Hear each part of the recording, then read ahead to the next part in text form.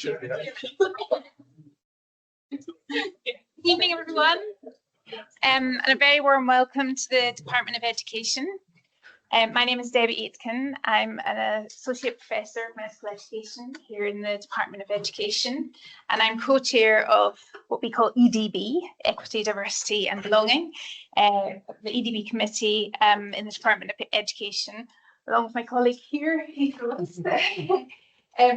and I'm sure we've got a few of our committee members, if not in the room, definitely online. So there's quite a lot of people joining us online. So welcome to all of you as well. We're really delighted to see so many of you here. So thank you very much for coming out on this cold and possibly still quite rainy night.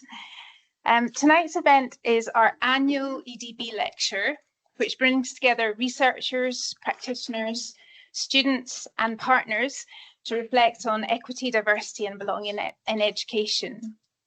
The title of this evening's lecture is "This is a Law, Advice for Difficult Times," a timely invitation to think together about how we sustain work on equality, equity and diversity in challenging contexts.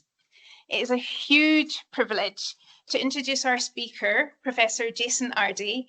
Jason is Professor of Sociology of Education at the University of Cambridge, based in the Faculty of Education, and also a Fellow of Jesus College, Cambridge. Jason has, as many of you will know, held several senior academic roles, mostly at the Universities of Glasgow and Durham. His research focuses on race, inequality, and the sociology of education. He has written extensively on the experiences of Black students and staff in higher education and the barriers to inclusion and progression in academic careers. A few practical notes before we begin. The lecture will run for about half an hour, followed by time for lots of questions from you. If you're here in the room, please raise your hand. If you're online, please post your questions in the chat and we will bring them into the discussion. So photography is welcome for your personal use, but if you are posting on social media, please do be respectful of others' privacy. Jason, thank you so much for being with us. We're really, and I'm very personally delighted to have you here. So over to you.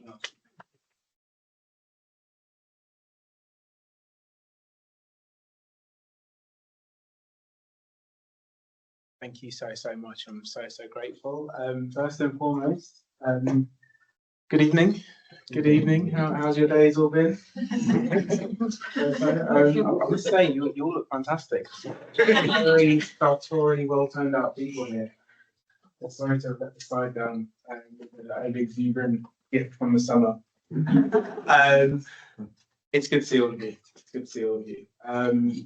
It's a weird one actually, kind of being here and being in this moment that we're in now, because I was saying to Debbie that my kind of golden rule of thumb is I never plan what I'm going to say, and there's a reason for that. And the biggest reason is because as a school teacher, previously I was a PE teacher, it was always that whole thing that the best laid plans go to waste. So you can plan these amazing lessons, and after lunch you've got all of these variables to deal with, and you kind of think, how do I manage these variables?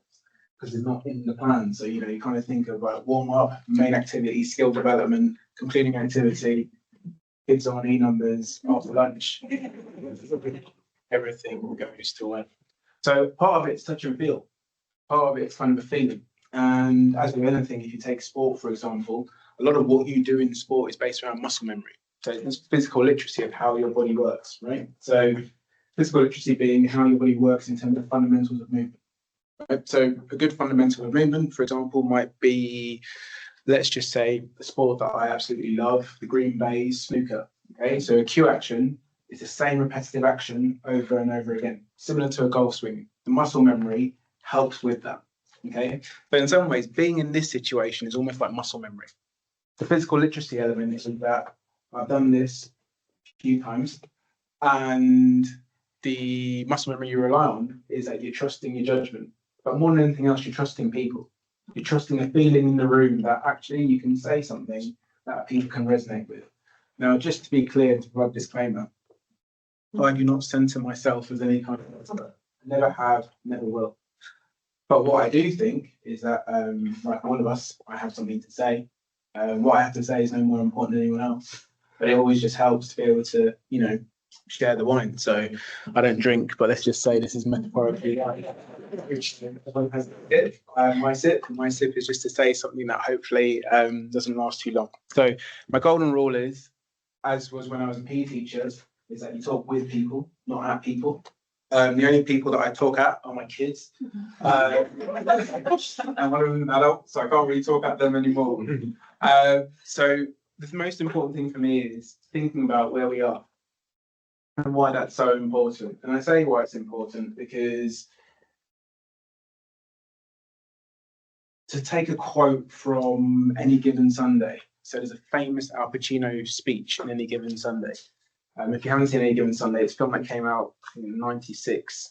It's loosely based on an American football franchise. Not loosely, it is based on an American football franchise.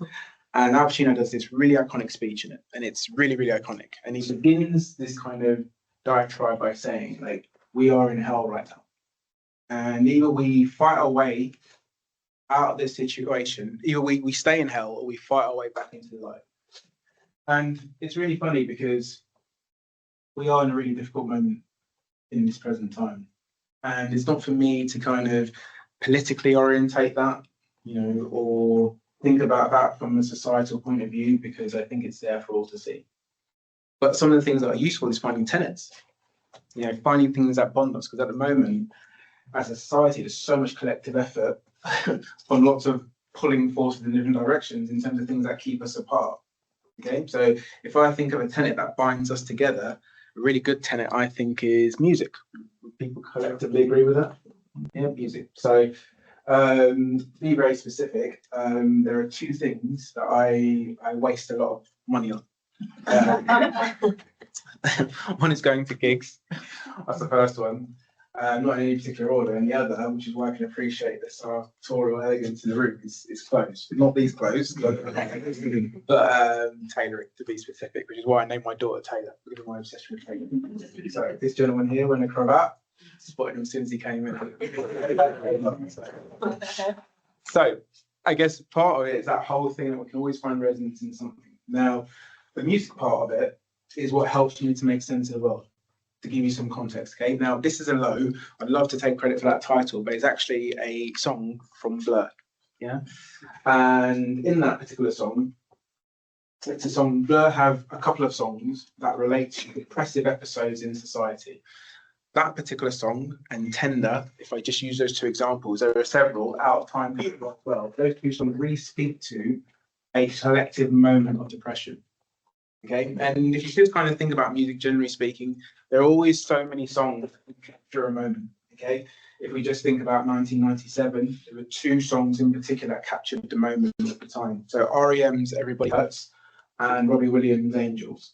Okay, so in 1997, the late Princess Diana died. Now, the thing that becomes really important about capturing these moments is that they say something quite powerful that we can all kind of cling on to. Now, the reason why, for me, this is a low is because there is something that we've all forgotten here. And I don't mean us specifically, I just mean as a society. There's something that's been forgotten here. And I think the thing that's been forgotten is this kind of fluorescent adolescence. It's quite another great term. Arctic Monkeys, for those of you don't know. But, and it's that whole thing of childlike enthusiasm. The childlike innocence that we all have towards people. In some respects, children are untainted, they're unstained by the deeds of the world that they find themselves surrounded in. And the rubbish thing about getting older is that you unfortunately, I would have given some water here for it.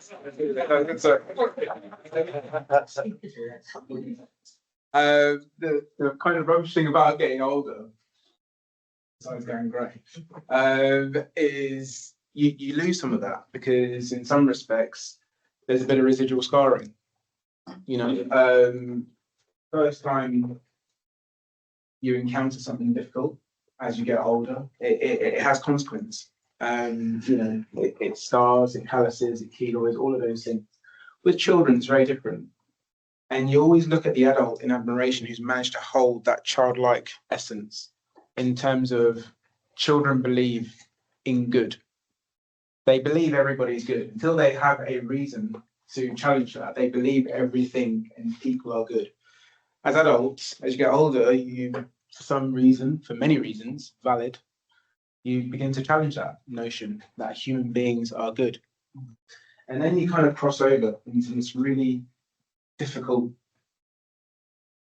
terrain where you look at everyone through the lens of skepticism. And children don't do that. And I always say the greatest sight you can ever see, in my opinion, is an unencumbered child in the park because they're free. They're physically, spiritually, and mentally free. In the moment, the most important things in that moment is getting from A to B. They're on the monkey bars, and that sense of euphoria they feel, that sense of achievement, that sense of, when they're being pushed on a swing, that freedom. It's not just, not only is it a visual metaphor, but the mental metaphor of how they think of the world. In that moment, they're free. And I guess in some respects, that emancipation, draws a jealousy, and the thing my mom always says to me is, you had your time, we all do. We all do. And that sense, you look at it and you think, how can I stay like that? Is it possible to stay like that? Now, it's obviously not, but the idealist in me says that we can at least try.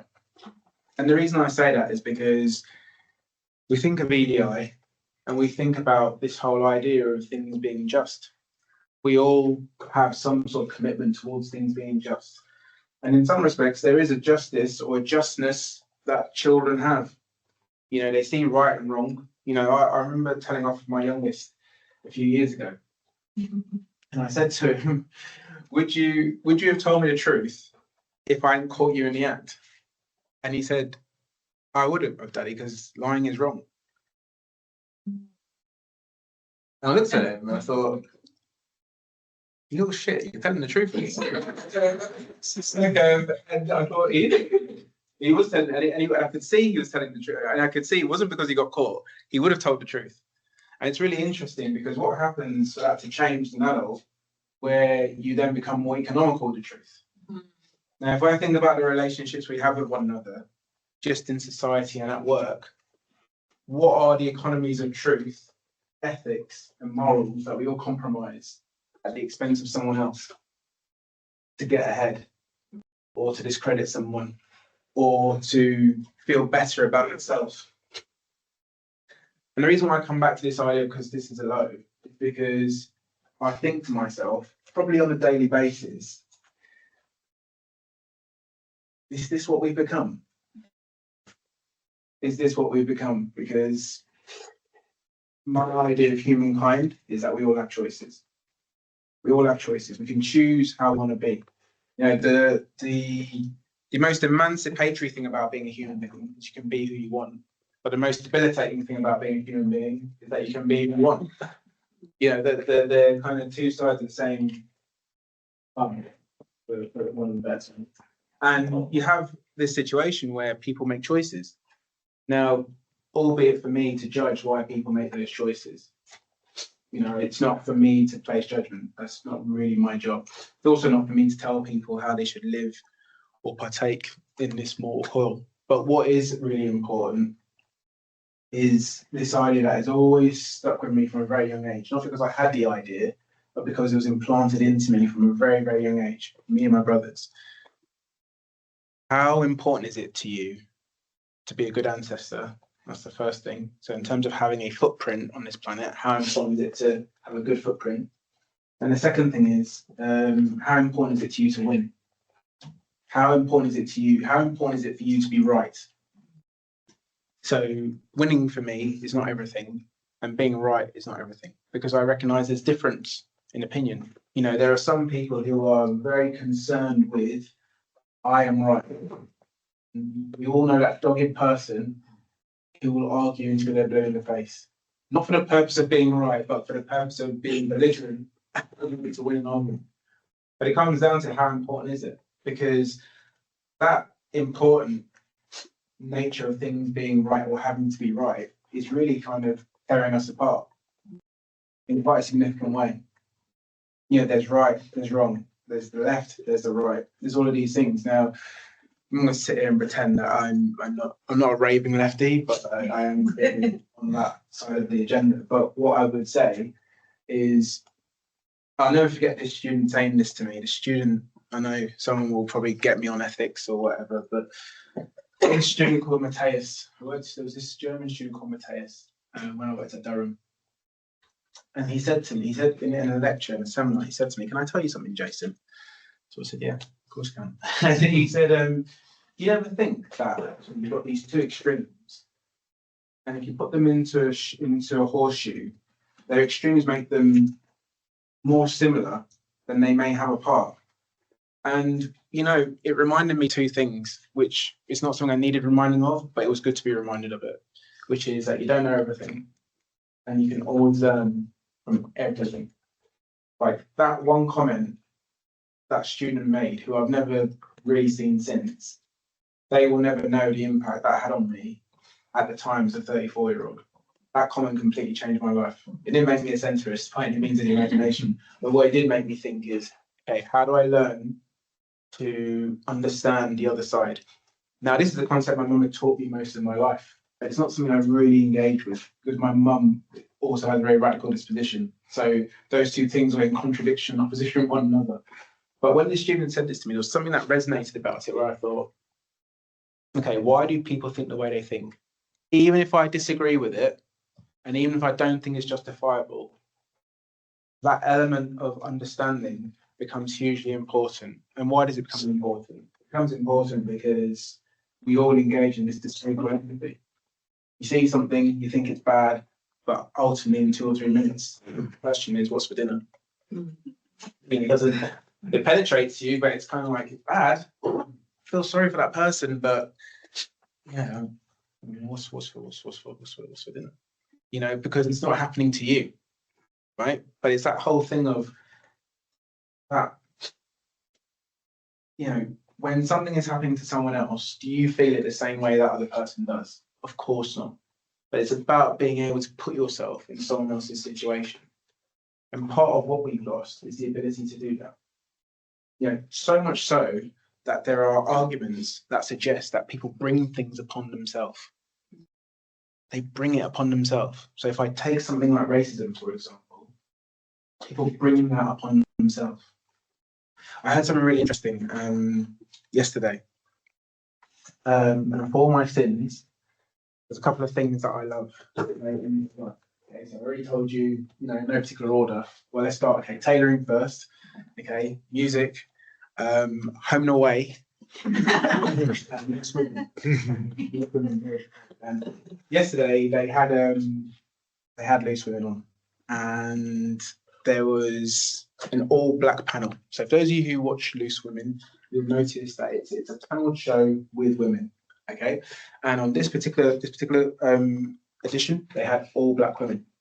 Now they had several complaints about this being an all black panel, and I thought, oh, why are they coming for Charlene? You know, I know, like, you know, why would they come for these people?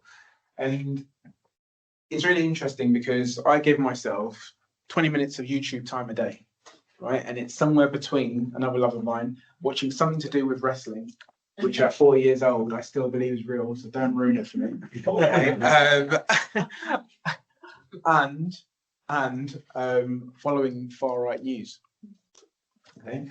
Now I do this because part of what our jobs are, generally speaking, it's not about right and wrong, okay, but it's about counterpunching. And to do that, you don't have to like what someone says, but you do have to understand why they're saying it. And that's very, very important. I don't have to agree, but I do have to understand why they're saying it. And Dan Wootton, you know, formerly of you know, Lorraine's entertainment section, who's now become kind of at the vanguard of this charge with the far right. His view was that they shouldn't be an all-black panel. That was his view, and he found there was a former Loose Woman who used to be on it called Carol. I've forgotten her surname, but they were saying that it's ridiculous that you have that, because you can't have an all-white panel. And it's quite, I mean, generally speaking, that the panel is generally all white. Okay, so it doesn't need, that's the status quo, so it doesn't need to be said in that regard. But the amount, what was interesting was listening to just, sometimes you can tell a lot by someone's face and the energy. I think the every sinew, every vein was extended in his neck with how incensed he was about this all black panel. And you're looking at the clock thinking, I've got 12 more minutes on my YouTube time. This is right, so you're skipping through because you always want to try and finish on a good one. Okay? So, with any good PE lesson, you always want to finish on a good one. So I thought I want to finish with something good. So I don't want this to be the last thing I look at before I go to bed. So you're watching this and you're thinking, it's so interesting. It's just so interesting. And what makes it really interesting is you take something like hate, or let's engage in the generosity of spirit. Okay, strong dislike. Okay, strong dislike. Okay, if I'm going to try and be a little bit, and you see how much it propels and motivates people emotionally. And you kind of take something like love, which, can hurt all of us, but at its very essence, at its very core, it's a very pure thing. Okay, can it be manipulated? Yes. But at its essence, it's innocent, right? It's innocent. It's not a propellant. It can make people happy, it's not a propellant in the same way, or fuel in the same way hate is. I have spoken to people who have such a strong hate and dislike for someone. They have used these words. They've said this to me. It gets me out of bed. Gets me out of bed. And you think to yourself, that's an interesting space to be in. That's an interesting headspace. When we think about kind of academia, that has become the norm. That has become the norm.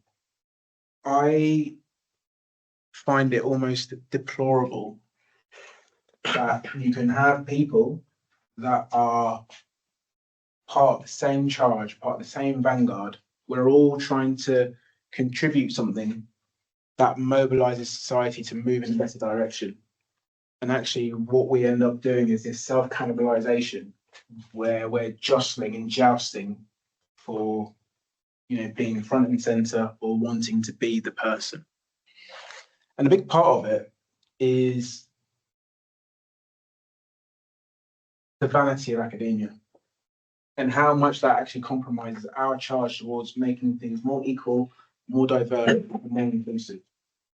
And my dad said something to me when I first came into academia in 2012, and it always stuck with me. And my dad's not an academic, my dad's a chef. And the interesting thing about chefs, if you don't know this, they never cook at home. So my dad tells me he's better than Jamie Oliver. He tells me he's the best chef in the world. He tells me he's better than James Martin. I have no proof to verify. So he told me, and he said to me, Jason, far be it for me to tell you how to negotiate an academic career. Words to that effect. And he said, but the one thing I would say to you, I think in your line of work, I get the feeling like individualism and selfishness is a thing. And he said to me, remember something, Jason. He said, to quote Maya Angelou, it's about how you make people feel. And he said, the thing that I'm going to tell you that I think I invented, and when my dad says this, it means he stole it from somewhere. So you can't be buried with your books. And he didn't need to extend that. He didn't need to do more ad-libbing. I knew exactly what he meant. He said, you can't be buried with your books. It's about how you make people feel. And it's that practice thing. The best thing in the world about being a PE teacher is that every day I had this set of theories, teaching games for understanding, physical literacy, sport education, didn't mean anything. It didn't actually, it gave me a framework, but it didn't actually mean anything when it came to being in the thick of it and working with a learner who is dyspraxic, has no interest in physical education. And for them, they're thinking about how do I adapt this activity for them to be able to participate. That was the buzz. That was the praxis element. That was the bit. And that's the bit we kind of think and sometimes forget about in higher education. It's the actual doing. How do we make things better? And to do that, you have this thing where you kind of have to step outside of ego, like you park your ego at the door, because it's this whole thing that's bigger than all of us. You know, I think the great thing about academia is that in some ways you're a custodian. You know, I think the greatest sporting franchise are the All Blacks. And New Zealand All Blacks have a mantra about the All Black jersey. And their mantra is that the jersey doesn't belong to you. You're a custodian of the jersey. And your job as an All Black is to leave the jersey in a better condition than you found it. Like that is generally a Maori way of thinking in terms of just the land, full stop, because the land doesn't belong to you. You're a custodian of the land. But they adopt that within every single sinew and interwoven New Zealand fabric, a Maori fabric. It's in everything they do. You're a custodian. Your job's to leave it in a better condition than you found it. That is our job being in the academy. And somewhere along the line, we lost ourselves. You know, now to kind of come back full circle to this kind of Al Pacino speech, we can fight our way back into the light. We can claw inch by inch, play by play. We can find our way back into the light. But to do it, we have to trust in one another again. There has to be this sense of belief in indulging, celebrating, and encouraging one another's success. Because the reason why DEI is being used as a divisive tool is because it's been weaponized expertly against us. It's been trivialized. And unknowingly, we have been complicit in that trivialization. Now, there's lots of reasons why that happens.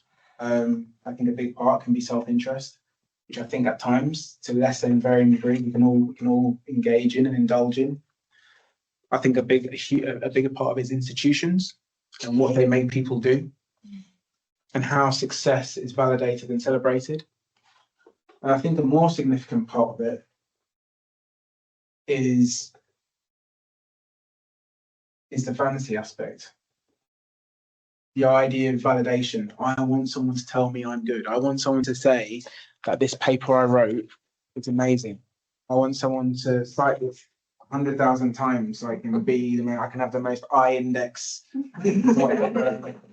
Well, like, you know, if someone tells me that that's good, that means I'm good. I don't want to trivialize those metrics, but this isn't everything. This isn't everything. Like, what is everything? It's a fundamental thing that we all identify with. Being a good human being. Protecting all of our egalitarian ideal. And using the privileged positions that we find ourselves in to defend those ideals to the absolute death. Because the infringement that's happening, we're custodians. And our job is to leave this place in a better condition than we found it. And if we're not careful, the condition that we leave it in for the people that will come up to take up the next charge, it's not going to be in a good condition. Like, we will be the generation that people will say, you had an opportunity to preserve the integrity of the academy, and you allowed it to be compromised because of your own infighting, and because you put something before yourselves. You put yourself before something that is greater. And that thing that is greater is that we have the might of the pen. We have the might of the pen, so there's the might of the sword, we have the might of the pen, and the flick of a pen, we can change policy. There are people in this room who have had a significant hand in changing some of the policies, inclusive policies that we all enjoy in terms of working in higher education. Significant, hugely, and in the education sphere, generally speaking. And you kind of think about these things, and you think that's literally come from an idea at night that you talk to colleagues about, and then you put it into a paper. It somehow gains traction. It gets picked up by parliamentarians and policymakers and civil servants. And then before you know, you're sat in a committee room 14 in the House of Commons, and you explain to them why this research could influence X, Y, and Z. There are lots of people in this room who have done that. There are lots of people in this room who've got the potential to do that. But it's all about the inches. It's all about the inches, and they matter. They matter because every single inch we're trying to gain in our favour. Now, for me, all of this is about healing. People will heal at different rates. Okay. And to come back to this Al Pacino speech, he actually finishes by saying, now either we heal now or we will die as individuals. He says that's a team. That's a team. That is what teams do. They heal together. An infliction on one person is an infliction on everyone. There is no value or joy to be gained if one individual sucks. Because the person who engages or indulges that always forgets how quickly that sword can be turned upon them. We are living in a time right now where people are taking things that should be here to protect us. They are infringing on every single intersection you can think of, whether it be gender studies, whether it be race studies, disability studies, intersectional studies, religious studies, whatever you can think of. But ultimately, people have this aim to want to make things better. And you have spoilers. I mean, look, everybody needs a role in this world. Okay? I mean, fundamentally, my mum's belief is that everybody's life has purpose, even that of a spoiler. Okay, so I have to respect that spoiler's life is worth living, as I would any human being. But I do think there's those people, and then there's the special people. The special people are the ones that look at something that goes beyond their own interest. And there's a really beautiful line by Bob Marley, which I think is one of the best lines ever. And towards the end of his life, he was quoted as saying this. And he said, when you live for yourself, you live in vain, but when you live for others, you live again. And if there's one message I want you to take from this, is that vain bit, that bit that is self-interest, it absolutely helps no one. It helps no one. And I guess the thing that you want more than anything is for people to, what restricts, if the understanding part of me, the empathetic part of me is what causes that? Fear, insecurity, invalidation sometimes. But fundamentally, I want everyone to go back to being, if possible, that unencumbered child in the park, whose only objective is to kind of get from A to B on the monkey bars. Because that child, believe me, I've met lots of other children in the park when my kid was really little, and you talk to them, and some of the sense you can get out of the kid. Because kids have a beautiful way of making things very simple. They simplify things in a way that we can't as adults because, we've got that scar tissue. So we overcomplicate things. Academics overcomplicate things. By our very nature, that's what we do. Okay? But what a child can do, which is what I think the greatest pedagogues and educators can do, is they can take a very difficult concept and make it very simple to understand. If I ask Noah, aka Mad Dog, if I asked him to explain to all of you right now at 10 years of age what is racism, he could do it in a very, very simple way.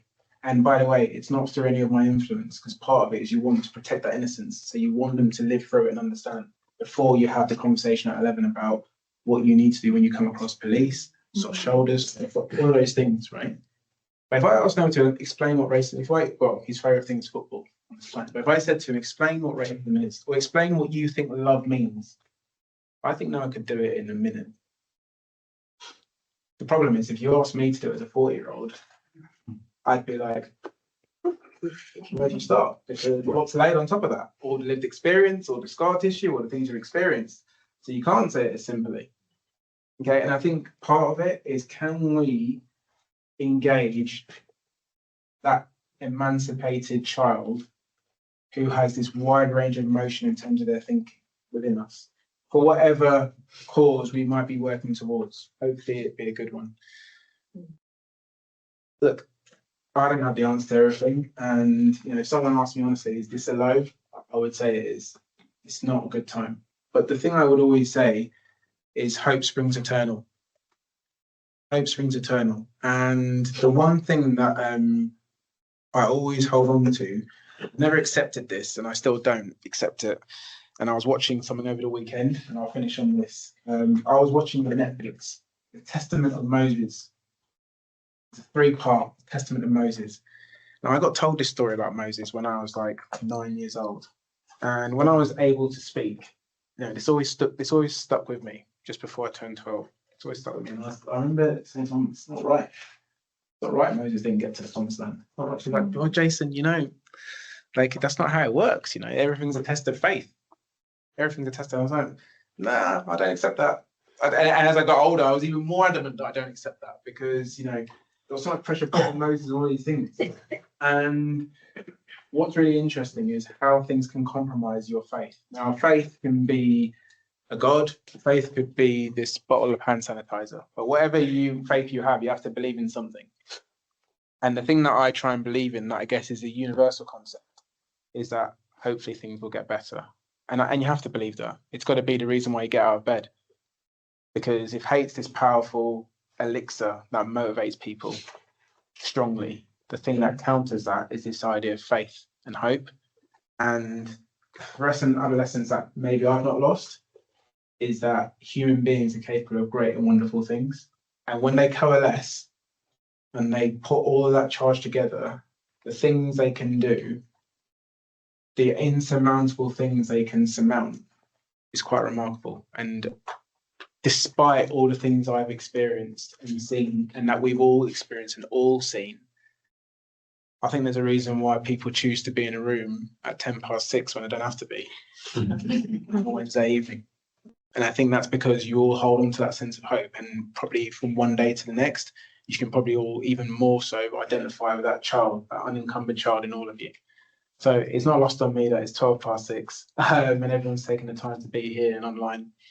It really, really means a lot. It's about all of you and it's about us. And I think probably maybe the Beatles had it best when they finished with this. And obviously you'll know what song it's from. But I am he as you are me, as you are we, and we are all together. And I think we're all together. And that's the most important thing. I think twitching fingers is individualism. A collective fist can get through anything. And if we stick together,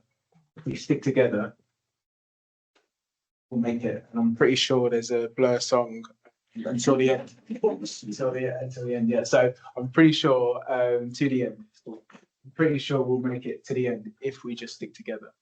Like I said, I don't have all the answers. It's just the ramblings of a madman from South London. But what I can say is that it's such a privilege to be able to break bread with some amazing, wonderful, beautiful people. Thank you so much. I really appreciate it. God bless.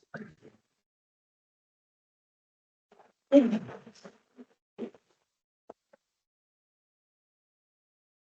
you so much, Jason. I'd like to take some questions or comments. Nobody said anything online yet, but is there anybody who's got any questions in the room? Okay, here you go. Hi, Jason. Hey. Really lovely talk. And so I'm doing a master's here in education. Enjoying it? Yeah, I'm loving it. And one of the readings I read recently was about the concept of Ubuntu, which is I am because we are. And I really found some truth in it, and I was able to, when I'm engaging with people, I'm thinking of how that relational thing is kind of helping me feel good about myself. Yeah. So my question to you is about this concept of self that we have constructed in the West or in the East or throughout the world. And we approach our self-worth, self-esteem through, I personally benefit a lot from journaling, writing, and poetry, and music is a big thing for me, Bob Marley. Yeah. So, so that's the concept of things that help us feel good about ourselves. But at the same time, there's this thing about feeling good through other people, relational part of it.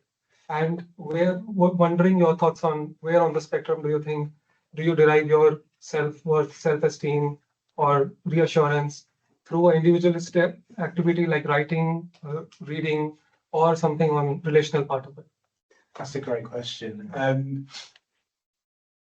I can say this honestly, and I genuinely, I mean, if I'm lying, I'll find out. But I've always taken great pleasure in other people's success. I've never been that concerned with my own success because I've never viewed it like that. there was always something greater. So if I was motivated by anything, it's because I wanted my family to have a better life. If I wanted my friends to have a better life, it upset me greatly when I would see people struggling, and I have friends now who are struggling to make ends meet and work 14-hour days for not a lot of money.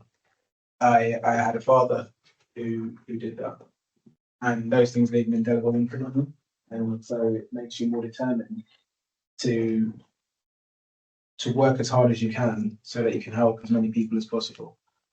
And so my whole mantra in life, which was encapsulated in a very good song by Ian Brown, was keep what you've got. The tagline is keep what you've got by giving it all away. So everything I ever had, I gave it away. And for whatever reason, it's not for me to determine, but I got blessed pretty abundant. The more I gave away, which is something I was taught from a very young age, and it's something that my dad always explained to me and my brothers, is the beauty in growing up poor that you never experience when you're rich. And so that was a huge part of seeing people be successful. And the other side of that is that when you have an envy towards other people's success, whatever good is coming to you, I think you can obscure that. I think the best thing is you always ask people, how do you become successful? And then it's incumbent on the individual to share. And that's another thing we don't always do in academia. We don't share because you keep all the marbles and rubles for yourself. It's like me asking someone, how do you get to Oxford Station?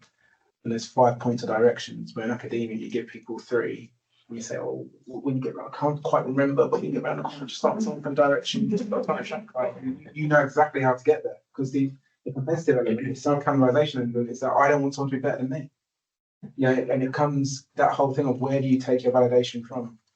And I think if the root is strong, if the seed planted in the root is strong, I don't think you're easily swayed. You're not swayed enough by other people's opinions of you. And there's certain types of validation that you won't need or require. Because the validation that matters the most, I guess, is what you think of yourself. And secondly, what people close to you think of you based on the good you've done. And I think doing good is its own reward. I think anything that is self-serving isn't. And that might be a black and white view. But I think it's very important because academia does reward being self-serving, unfortunately. And I don't think that's always the blame of individuals. I think it's the structures that make individuals like that. If academia centered things around care, around love, around compassion, around empathy that isn't disposable, around eliminating transaction, around, abandoning speed over process, all of those things, I think it would change how we think of one another. So for me, the validation I get is when someone does well. When someone does well, not even if I had a hand in it or not, but it gives you this sense of hope. It motivates you. And there's nothing better to get academia just in life especially when things happen to the good guys. Mm-hmm. When good things happen to good people, because in the fairy tales, bless you, good always trumps over evil. But actually, in reality, that's not how it works. There's a generation of people who are looking at someone like Donald Trump, for example, and kind of thinking, being bad makes you the most powerful person in the free world. That is something to aspire to. So these kind of things, in terms of where people take their validation from, it's always an interesting space, and where people are emotionally vulnerable and and intellectually and kind of spiritually and mentally vulnerable, they're being horribly exploited. So it's incumbent on all of us to kind of create spaces where people can gain that validation, so they're not kind of coerced into these kind of really dark spaces where they do things that kind of compromise their own validation and compromise their own existence. And I think it's really, really important. But also, what do I know? Thanks, Jason. It's really bringing so much meaning to. I've been thinking a lot recently about how we change research culture. You give me lots of ideas, so thank you. I'm going to read you a question from online. So I'm quite sure who it is, but Arday says, "Thank you very much for a fascinating talk, Jason. My question is in relation to your comment that in essence of love or hatred, there is innocence. In your opinion, what is innocence's relationship with naivety, and to what extent does the latter help or hinder the preservation of the former? That's a great question. I think for me, innocence, there comes a point where you just don't think anything is going to improve, and things just get worse and worse and worse. The innocence almost arrests that. In that, no, I still think human beings are good people. I still think, there's good and there's bad, and good always wins over bad. Like that innocence, that kind of naivety, it is sometimes needed, because I guess the torrent that is against that is so strong. It's almost impossible to disrupt. And, a bit of naivety helps in that. So for example, you kind of think, can people be that wicked? Can people be that bad? I think we all know the pragmatic answer to that. But, if there's 1% of you, I'll give you an example. Someone said something to me a few months ago. And this is how important that naivety is. And they said to me, Jason, people ask you to speak at a lot of places, so I think they think you say things that maybe make sense. I was like, yeah. They're like, you always believe 100% what you're saying. And I paused for a really long time. And they're like, Jason, that tells me everything. How much do you believe what you say? And I said, some days you've got 60% that you believe. And I said probably more recently, because of things that you collectively and individually experience, it's probably down to 1%. So 1%. He said, what's interesting about the 60% and the 1%? He said the 60% engaged in complacency. You're complacent with that because you just think, it doesn't matter. The 1%, you really value it and protect it, because you realize that if you lose that 1% of hope, you can't stand in front of people and talk about things in the way that you do, because you don't actually believe what you're saying. And he said that 1% of naivety is so, so important. And it is, because it is the difference between hope and faith and what you see in front of you, which is realistically, if I was being really pragmatic, when are things going to improve? When are people going to stop suffering? When are people going to stop weaponizing things that are designed to protect all of our civil liberties? When are we going to stop this? And so you have that 1%, because that's all I've got left. That naivety, that 1% naivety, which I don't think is naive. I really do believe it. You protect it.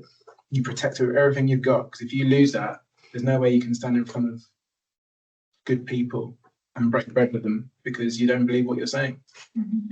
Okay. Thank you. Any questions or comments from the room? On you go. Hi, thank you so much for that, Jason. It's been really great so far.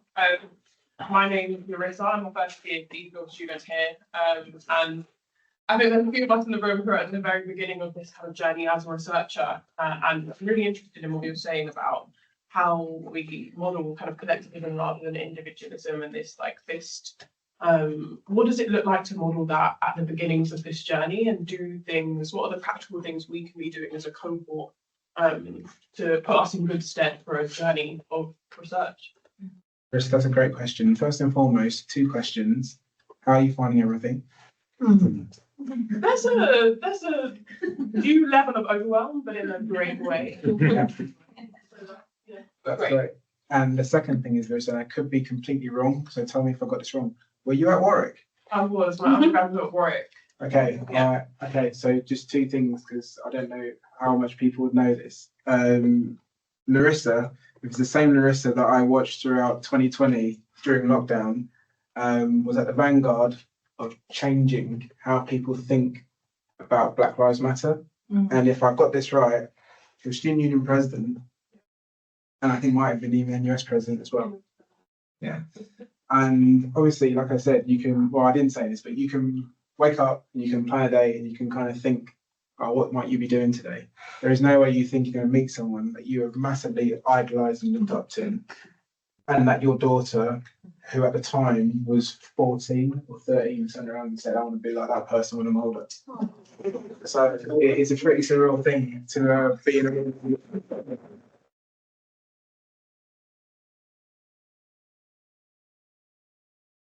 you done, because you have no idea. Like, I mean, if my daughter's friends were all here, the whole thing they were like is I want to be like Larissa. And when you're looking at someone like you, taking on a Piers Morgan or taking on these people and these horrible honey traps they put them in, and you are holding your own and just absolutely bossing it.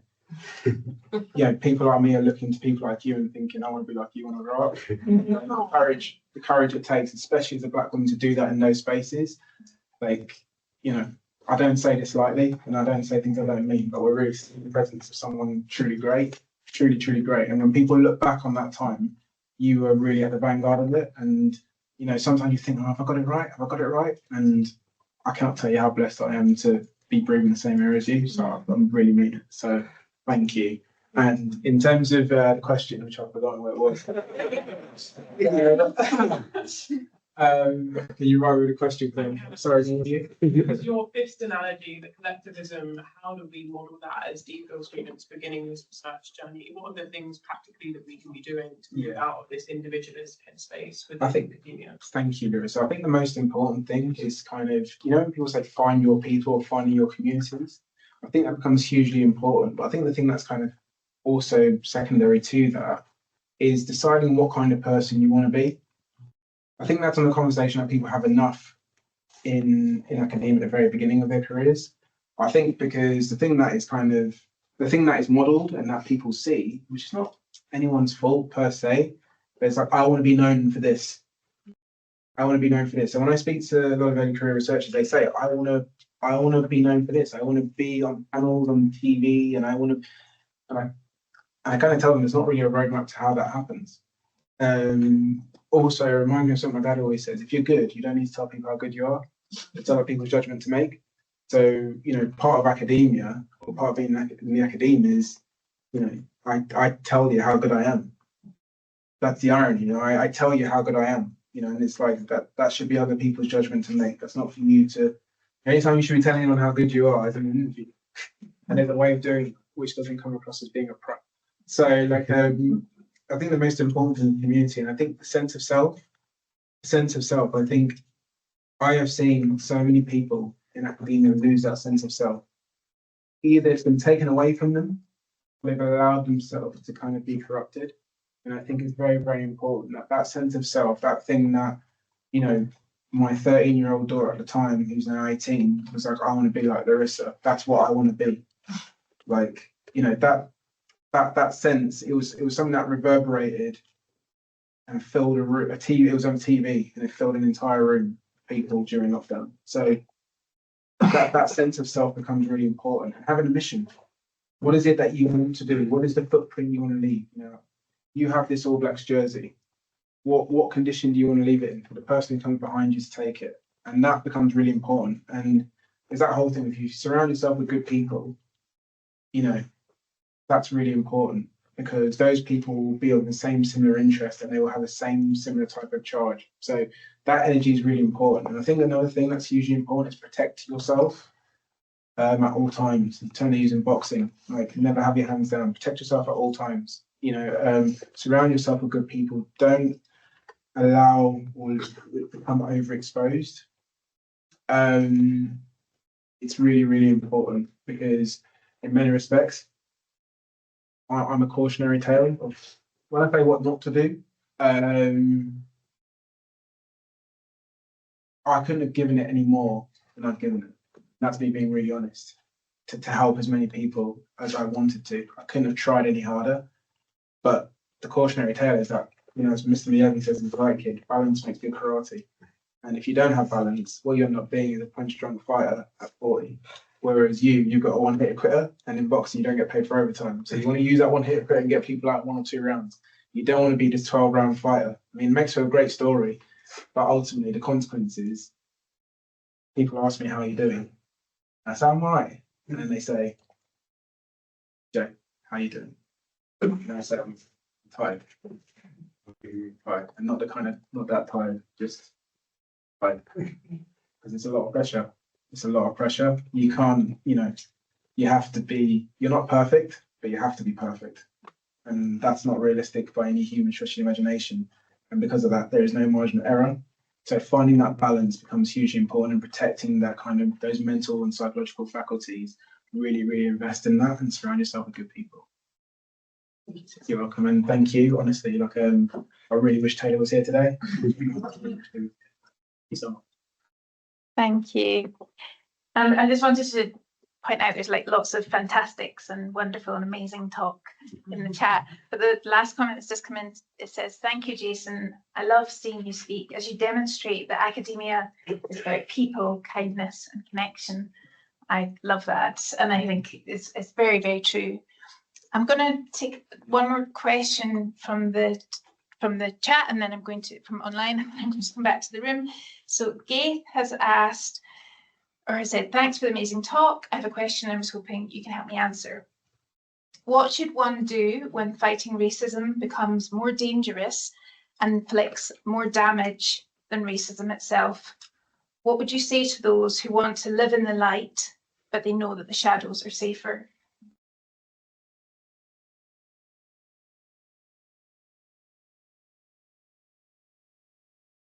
You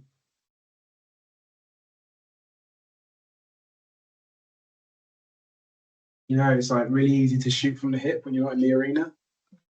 So when I was coming up,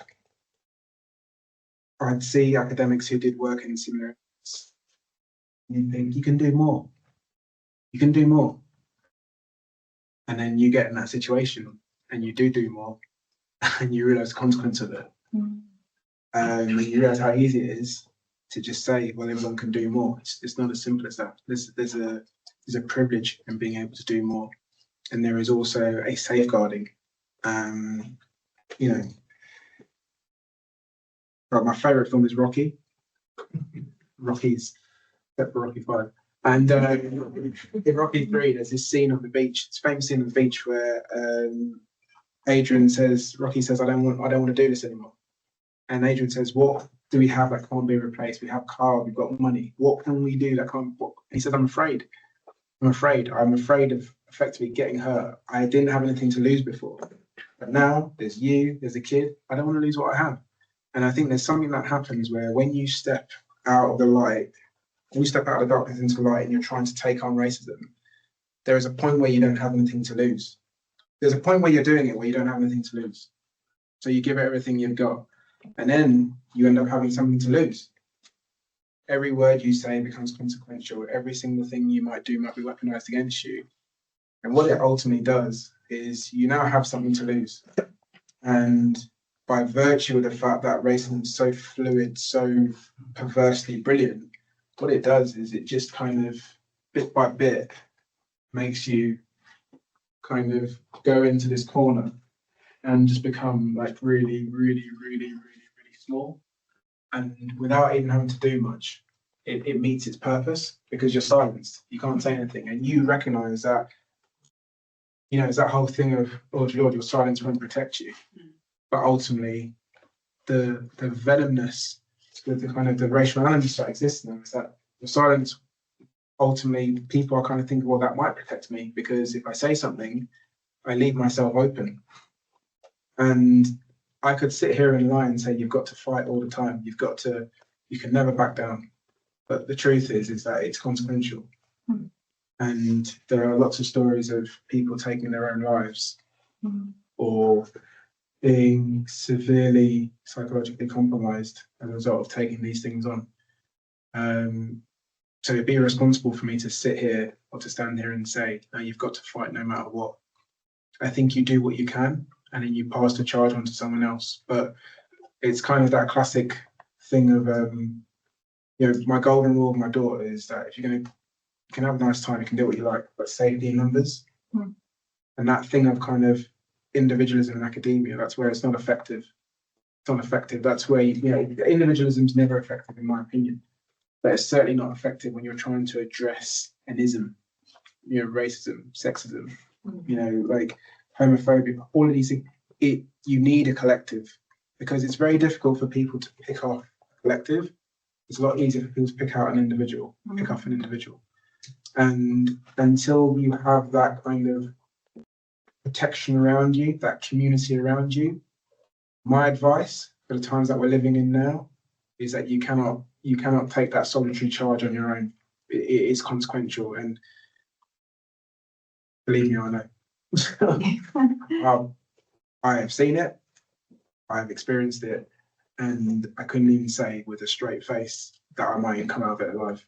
So there's no way I can say to someone, do it. Like, that's what I mean. In many respects, I'm a cautionary tale. So you just got to, the difference is when I started, there wasn't the numbers of Black and ethnic minority people that there were in the academy now. That number has grown. So that sense of community, that sense of collectivism, that sense of white allyship that didn't exist, that kind of complements that amazing collective of Black and ethnic minority academics, now provides, this kind of, this really strong anchor, this really strong tree that is harder to move than it was before, and the roots are really, really strong there, but they've been watered by generations of amazing people who've done all that work. And, it's difficult because one then can come at any time, such as the precariousness of racism and the fact that it's regarded as always something that's subjective and conjecture. But you have to look after yourself and you have to work in collectives, as people did in yesteryear. They worked in collectives, Black political movements all worked through community and collective activism. And that's the one thing we need to bring back. That's what's going to safeguard all of us in the end. Yeah, absolutely. Absolutely. Okay, any other? Yes, on you go. Hi, hi, thank you so much. I can echo what else has been said in terms of how, very hopeful and inspiring your speech has been in my conversations. A question I now think of is, I'm a first year master's student as well. We're You enjoy it? Yeah, I'm finding my way, but I'm enjoying it a lot, learning a lot. But when, like a few years ago, I was very interested in love and compassion in sort of educational settings, but I've kind of abandoned that sort of research interest a bit, because I think holding on to that thought of like love and compassion as being an important part of everyday life, but also being an important part of like education and just in general as a research topic, I find it a little hard to carry that together with the critique of the structures we live under, whether that is racism, capitalism, colonialism, all of these very heartbreaking facts of life and conditions. And then as well push for that emphasis on love and compassion while there's so many dividing factors. So I guess to like go back, my question is a bit, how, when you maybe in your work, how do you carry like all of those complexities together in your research, but also in conversations with people who might disavow this interest in love and care and compassion?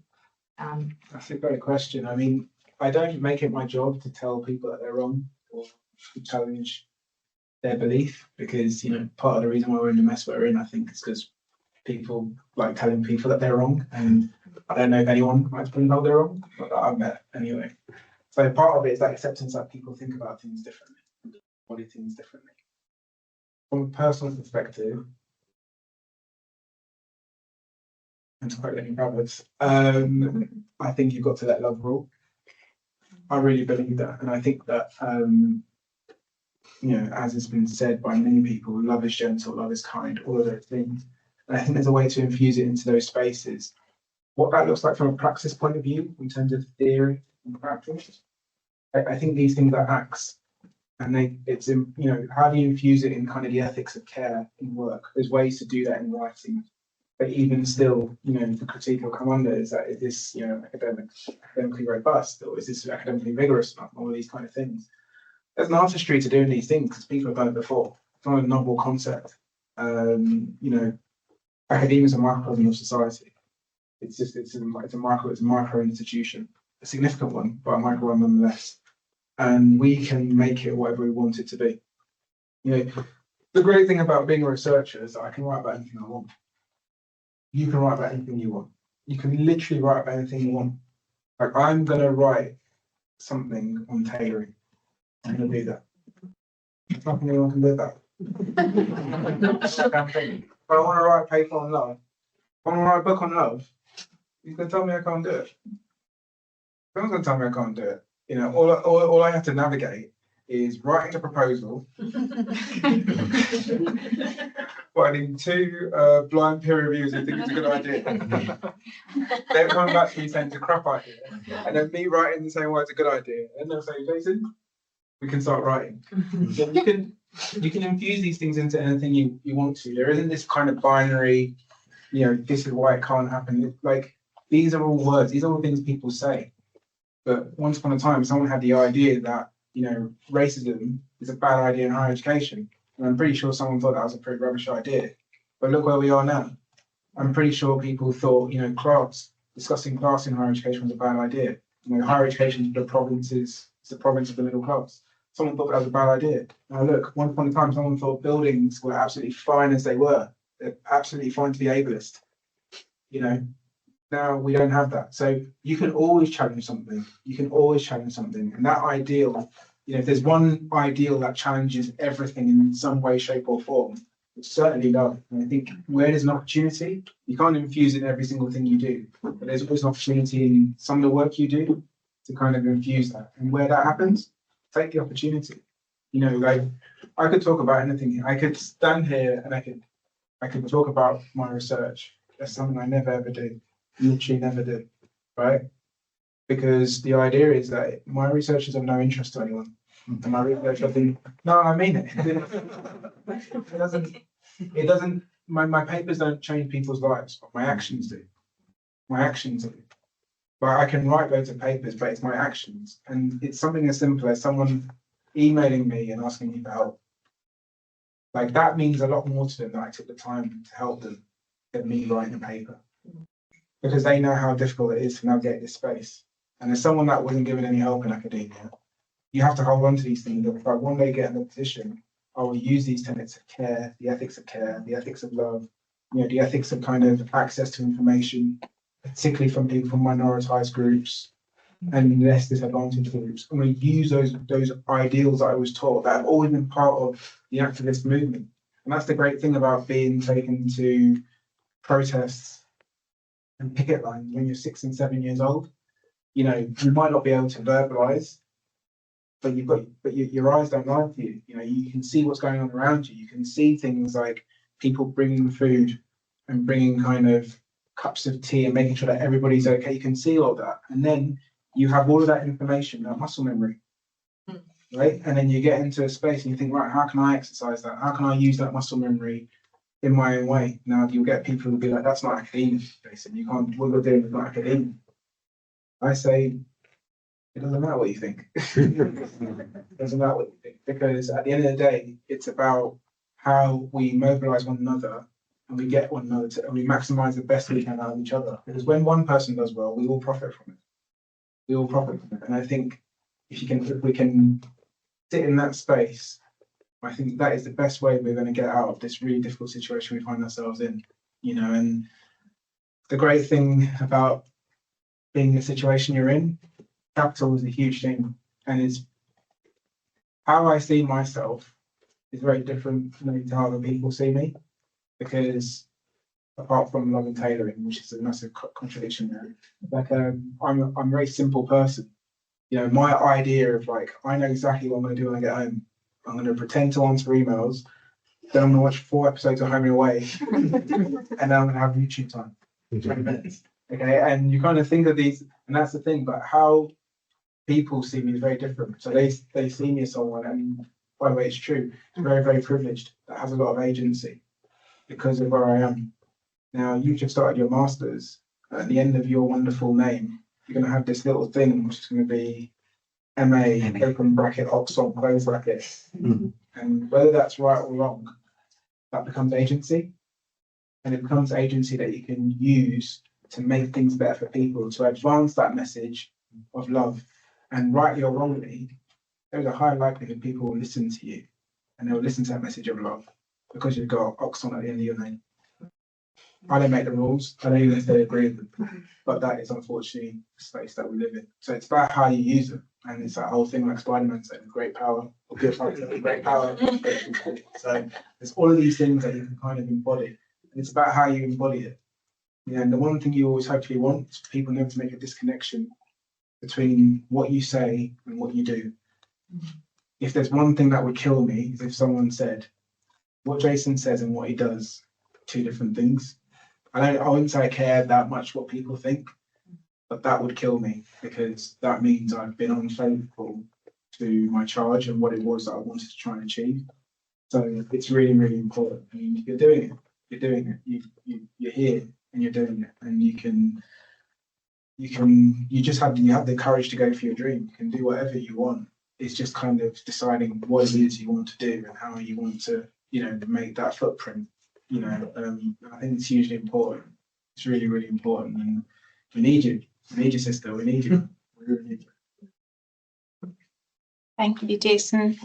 I'm sadly going to have to bring the event to a close, but I just wanted to say, there's so many things I've written down here. I was thinking, which one will I choose? But basically, I would just want to say, I think that this talk this evening has had a huge impact on me personally, and I know it has people online for writing, but also just everybody in the room as well. So thank you so much for such a thoughtful and such an inspiring talk, and all the responses to the questions as well. You said that you